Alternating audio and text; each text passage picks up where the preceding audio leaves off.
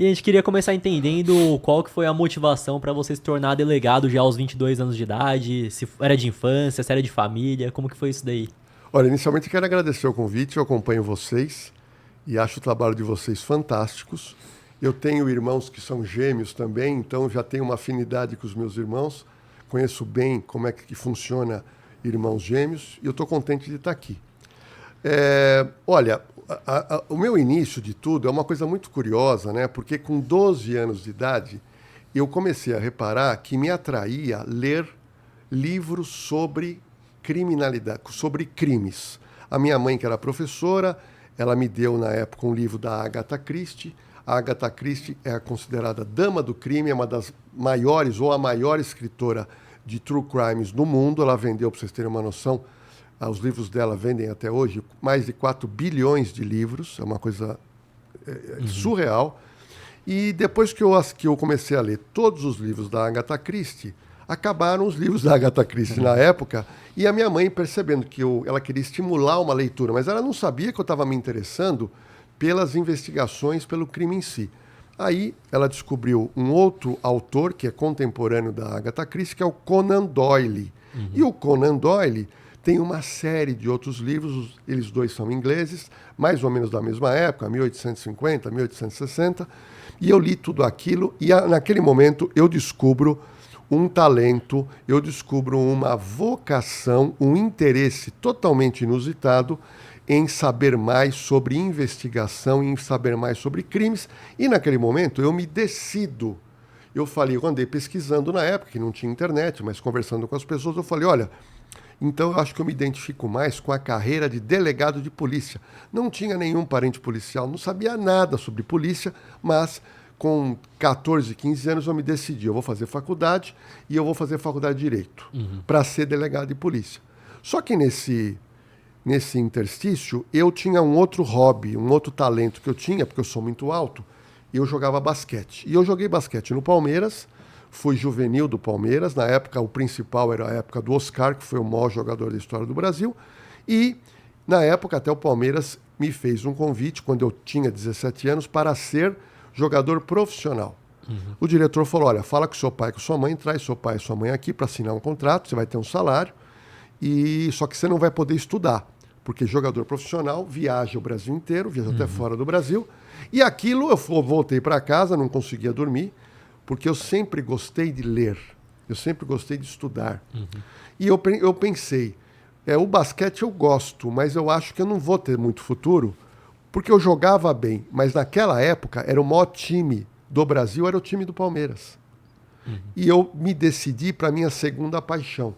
Então eu abandono o basquete, entro na faculdade de Direito na PUC e vou fazer a faculdade única e exclusivamente pensando em ser delegado.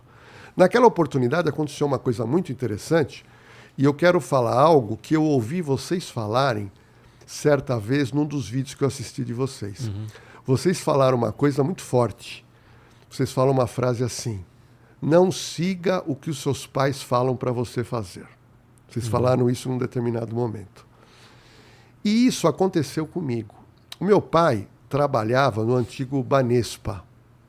E o meu pai, na época, ele veio para mim com uma inscrição para um concurso para ser bancário. E na época ganhava relativamente bem. Era um concurso de segundo grau, para quem não ganhava nada. Era estudante de Direito. E meu pai fez a inscrição. E em seguida, eu tinha um professor de Direito Penal na faculdade, na PUC, chamado Dr. Camargo Lima, que era um delegado de polícia. E eu comentei com ele e falei assim, doutor, eu vou prestar concurso agora para ser bancário. Ele falou, mas bancário? Ele falou, mas qual o motivo? Não, meu pai é do banco, ele quer que eu preste, ele imagina eu fazer carreira no banco. Ele falou, mas você não comentou comigo que você quer ser delegado de polícia? Eu falei, é. Ele falou, mas você vai ser bancário? Aí eu falei, mas meu pai falou, porque meu pai que está pagando os meus estudos. E é pesado, então... E aí eu fiquei naquelas. Na semana seguinte, o doutor Camargo Lima, ele virou para mim e falou assim, Lordelo, tem um concurso que abriu na Procuradoria de Assistência Judiciária Criminal, que é a atual Defensoria Pública. E ele falou, por que você não presta esse concurso? Porque você vai trabalhar dentro do fórum. Falei, caramba... Fui lá e me matriculei na procuradoria. Só que na procuradoria era meio período e você trabalhava dentro do fórum junto com o procurador do Estado. O procurador do Estado é o defensor que advoga para réu pobre. Então, a pessoa que não tem advogado, o juiz automaticamente nomeia ou um defensor público ou nomeia um advogado da OAB que vai receber também. E aí eu me matriculei nessa prova que ia ter na Defensoria Pública. Quando eu conto para o meu pai ficou muito bravo. Porque eu contei para o meu pai que o meu professor tinha dado uma dica, o meu pai falou, olha, o seu professor não paga as suas contas. O seu professor, tá difícil para mim pagar. Você tem mais 2 irmãos, estou pagando faculdade para 3. É caro. E eu peguei e falei, pai, mas lá eu vou aprender muito. Meu pai não queria, ele queria que eu prestasse o concurso para o Banespa. No final eu prestei para o Banespa e prestei para a PJ Criminal. Passei nos 2, tive que tomar uma decisão com 18 ou 19 anos e decidi por ir para a PJ Criminal, que fica ainda hoje na Avenida Liberdade 32. Cheguei em casa, contei para o meu pai, e o meu pai ficou muito chateado. E no banco pagava mais, acredito. Não, né? O banco devia pagar, exemplo, hoje R$5.000. E na PJ, só para você ter uma noção, me lembro como se fosse hoje, o salário era meio salário mínimo. Entendi. Então hoje seria R$750. Mas o ônibus que eu tinha que pegar, da minha casa até o centro, mas a refeição praticamente você não ganhava nada. Mas eu estava dentro do fórum criminal. E o meu pai ficou chateado, o meu pai não conseguiu entender. E o meu pai virou para mim e falou assim, filho, tudo bem, você faz o que você quiser da sua vida, você já é maior de idade, só que a faculdade, a partir de hoje, é você quem paga. Aí meu pai era aqueles homens da moda antiga, eu sabia que era sério. E eu falei, bom, fiquei na minha, eu falei, como é que eu vou pagar a faculdade?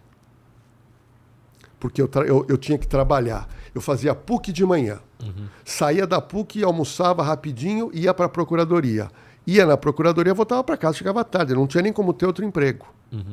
Num primeiro momento, eu tinha uma correntinha de ouro que eu ganhei dos meus avós, só que eu não gosto de usar nada, nem anel e nem corrente.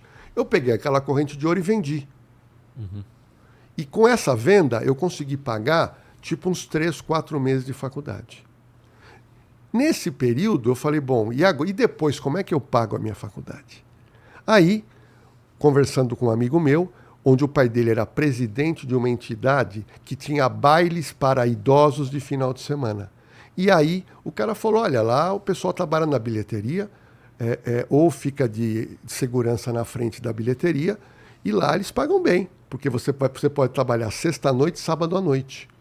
E paga um salário, porque não tem registro em carteira. Eu peguei e fui lá, me lembro até o nome do gerente, o seu Oswaldo, e fui trabalhar lá de fim de semana. Então eu trabalhava lá, durante um bom tempo, eu trabalhei lá pagando a minha faculdade, e eu fui para a PAJ. E na PAJ, eu fui trabalhar com uma procuradora, que era uma japonesa, chamada doutora Isabel Satishiko Isa. Era uma sala grande dentro do Fórum Criminal, do Palácio Mauá, 5 procuradores, e cada procurador tinha o seu estagiário, e eu era estagiário dela. Ela era baixinha e eu com 2 metros de altura. E aí ela me apresenta para o juiz que ela atendia, que era a 26ª Vara Criminal, doutor Moacir, do Amaral, e aí ela falou, olha, eu quero te apresentar aqui o Lordelo, papapá. Falei, tá bom. Então eu comecei a assistir audiências criminais com ela. Então você imagina, um jovem de 18 anos, sentado na 26ª Vara Criminal do Palácio Mauá, assistindo audiências criminais. É tudo que eu tinha lido na minha vida. Fiquei absurdado com aquilo. E aí, eu um dia comentei com a doutora e falei, doutora, eu queria participar um pouco das audiências. Porque eu via que, de alguma maneira, eu poderia estar auxiliando ela. E ela conversou com o juiz falou, não, ele é funcionário da PAJ, ele pode participar como estagiário. E eu comecei a fazer reperguntas, e eu comecei a fazer pedidos para o juiz, e num determinado momento, eu fazia isso sozinho. Então, para vocês terem uma noção, eu fiquei na PAJ 2 anos e meio, eu fiz mais de 1.300 audiências criminais, e em algumas audiências, você tinha o meu réu que era pobre, mas tinha um réu rico que tinha um grande advogado. Então foi uma escola de vida para mim. E ali, eu quero trazer uma experiência para vocês e para o seu público. Ali, eu com 19, 20, 21 anos, advogando na PAJ para réu pobre, eu comecei a perceber que eu conseguia um número de absolvição elevadíssimos de réus culpados. Uma coisa impressionante. Aquilo começou a me impressionar. Falei, meu Deus, como é que a defesa, bem argumentada, você consegue absolver uma pessoa que leva tudo a crer que é culpado? E que argumentos você vê que conseguia fazer essa absolvição? Muito simples. Uma das minhas estratégias que eu aprendi analisando é o seguinte. Um dos problemas da justiça brasileira é a demora. Então vamos supor, Renan e Matheus, que vocês presenciaram hoje um crime aqui embaixo do prédio onde vocês trabalham. Vocês presenciaram um crime. Vocês foram arrolados como testemunha. Ok. Aí eu pergunto para vocês, aí, passado 1 ano e meio, você é chamado para falar sobre esse crime. Vocês vão conseguir lembrar com detalhes de tudo que aconteceu? Não tanto igual se fosse recentemente, né? Sim. Não vai. Agora, imagina um policial que atende um monte de ocorrência e depois de 6 meses, 1 ano, 1 ano e meio, ele é chamado para ser ouvido no fórum. Você acha que ele vai lembrar? Não. Você acha que ele vai misturar as ocorrências? Vai. Vai. E tudo isso leva ao quê? Leva a uma absolvição por insuficiência de provas. Só para você ter uma noção, um grande amigo meu, delegado de polícia aposentado, me ligou esses dias, estava revoltado porque ele está indo para o Nordeste hoje, e ele vai ter que voltar no meio das férias para São Paulo para ir numa audiência de um caso que ele fez há 4 anos atrás. Há 4 anos, quando ele estava na ativa. E só agora ele vai ser ouvido no fórum. E eu perguntei para ele, eu falei, colega, você se lembra de alguma coisa? Eu falei, eu não me lembro de nada. Ele falou assim, depois que eu me aposentei, eu desliguei da polícia, eu me desliguei dos meus casos. Então ele vai ter que deixar a viagem dele na Bahia, vai ter que voltar para São Paulo, vai participar da audiência e vai dizer o seguinte, excelência, eu não me lembro de nada. Isso é um verdadeiro absurdo que não é consertado. E por isso que nós temos o fenômeno da impunidade no Brasil. Então, aproveitando esse lapso temporal muito grande, a estratégia dos bons advogados é fazer o quê? É você trabalhar detalhes. E no detalhes, a pessoa cai em contradição. E caindo em contradição, qualquer pessoa que é juiz, ela fala, bom, eu não sinto firmeza para condenar essa pessoa. Bom, aí eu tenho essa passagem pela PAJ Criminal, que foi fantástica. Me formo na PUC com 22 anos. Logo que eu me formei, deu 3 meses concurso para delegado de polícia. Aí a data casou certinho. Tudo. E aí eu vou prestar o concurso. Agora você imagina, um cara que estuda criminologia desde os 12 anos. Um rapaz que foi fazer faculdade vocacionado. Estudava com paixão as matérias de direito penal. Um rapaz que foi trabalhar na PAJ Criminal. Fui fazer PAJ. Quando eu fui fazer as provas, eu olhava, aquilo para mim era a coisa mais fácil do mundo. Então a primeira fase era teste, passei. A segunda fase era escrita, passei. A terceira fase era oral. Era eu, todos os candidatos na época, oralmente você passava por uma banca de delegados, já com 30, 40 anos de carreira. E quando eu fui ser entrevistado por esses delegados, eu percebi claramente que eu sabia mais que eles. Eu estava atualizado mais que eles, por causa de todo esse meu histórico. Então, quando eu saí de lá da prova oral, eu falei, eu passei.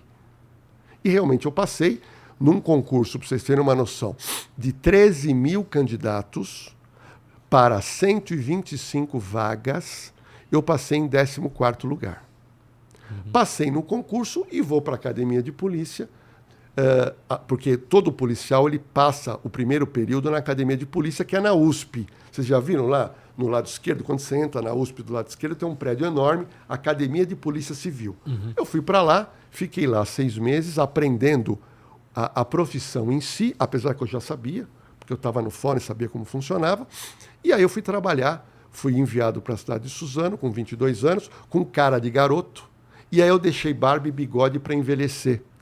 E eu acabei utilizando a barba e o bigode. Agora, a vantagem que eu fazia era o seguinte. Tudo que eu aprendi no fórum para absolver réus, eu utilizava como delegado para cercar e não permitir absolvição. Então eu usei, Renan e Matheus, eu usei toda essa bagagem, eu amarrava de uma tal maneira para que a pessoa não pudesse, a gente depois ser absolvido uma pessoa. E uma das coisas que eu fazia, poucos acho que policiais fazem, era que a testemunha era ouvida. E eu fazia tudo muito rápido. Como eu era bom de datilografia, na época não tinha computador, eu mesmo ouvia as pessoas. Era máquina de escrever ainda. Máquina de escrever. Tanto é que no meu canal, na Cena do Crime, nós temos uma máquina de escrever vermelha que está lá, que é a máquina que eu uso, que eu usava na delegacia. Alguns objetos do meu canal são da delegacia, que eram meus. E aquela máquina de escrever na Cena do Crime, eu ouvi muita gente, milhares de pessoas, milhares. E quando a testemunha era ouvida, a vítima e o policial, eu fazia uma via a mais. E eu falava para ele, olha, guarda essa via. Guarda, porque você vai ser ouvido no fórum. Eu não sei quanto tempo vai demorar. E quando você for, você vai ler o que você falou. Então eu já previa.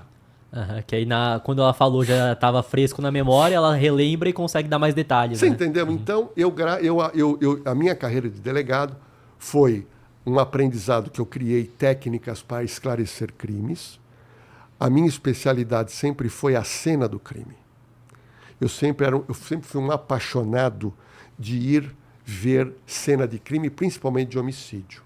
Mas todos os crimes que eu fiz, eu tinha esse hábito de dar uma via a mais para o policial militar, para o policial civil, para uma testemunha, porque eu sabia que tudo é lento na justiça e essa lentidão, você pode ter certeza, absolve muita gente. E para você que quer comprar criptomoedas ou investir no exterior, a parceira aqui do podcast é a Quantifury, corretora internacional 100% taxa zero. E fazendo seu primeiro investimento equivalente a $50, você ainda ganha uma recompensa em Bitcoin. É só escanear o QR Code que está aqui na tela ou clicar no link da descrição.